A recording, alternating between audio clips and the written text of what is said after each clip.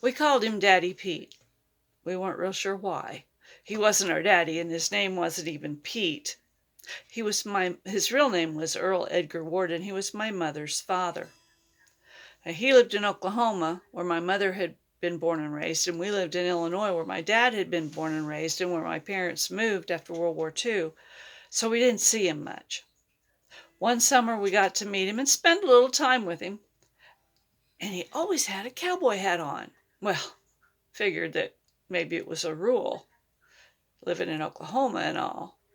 Then as I got older, and things like it happen when people are separated by distance, Mom died, Daddy Pete died, and Grandma Hazel died, so we lost complete contact with that side of the family. And then the email showed up. Hi, I think we're related. My father was Earl Edgar Ward. I believe you knew him as Daddy Pete. And my sister was Betty Jean Ward. I believe she was your mother. It was. It was my Aunt Pam, my mother's little sister from Daddy Pete's second marriage. And I wrote back to her, yes, I remember you.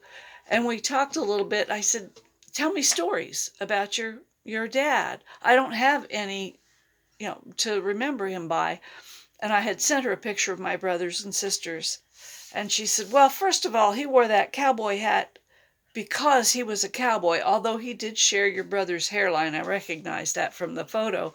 But he worked cattle on ranches and roped calves in rodeos till he was in his 50s.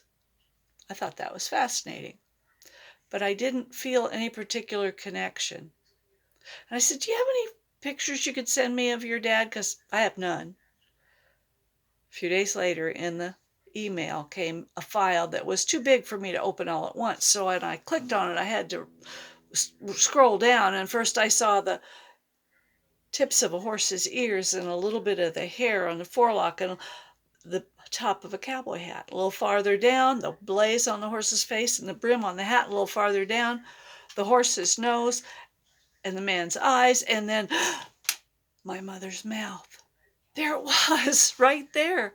I didn't even realize I remembered what her mouth looked like. It had been so many years since she died.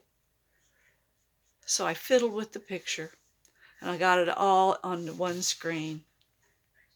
And I had my connection. Standing there wearing mud-stained chaps and a sweat-stained work coat, smiling back at me with my mother's mouth, was my Daddy Pete. He was a cowboy, and I am his granddaughter.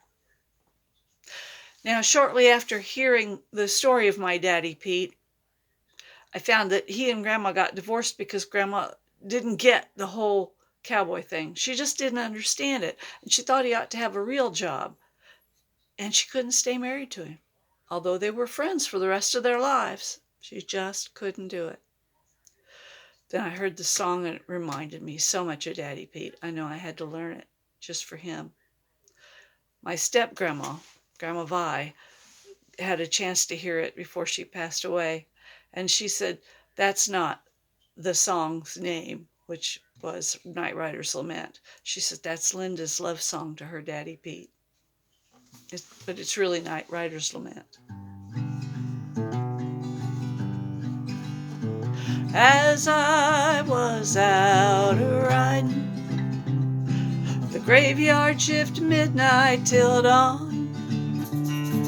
The moon was as bright as a reading light for a letter from an old friend back home. He said last night I ran on to Jenny.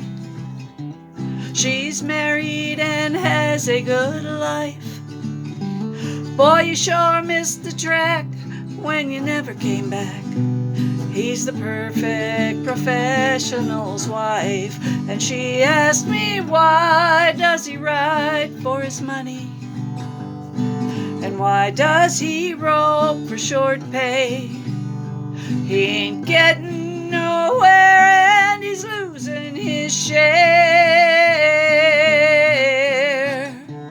Oh, he must have gone crazy out there.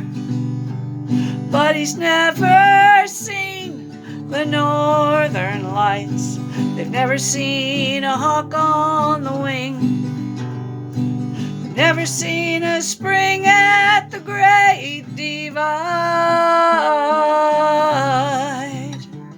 and they've never heard old Camp Cookie sing. Odele, odelo, odele, tee-o, heedle, tee-o, odele, odele, odelo, odele, tee, heedle, tee-o, odele.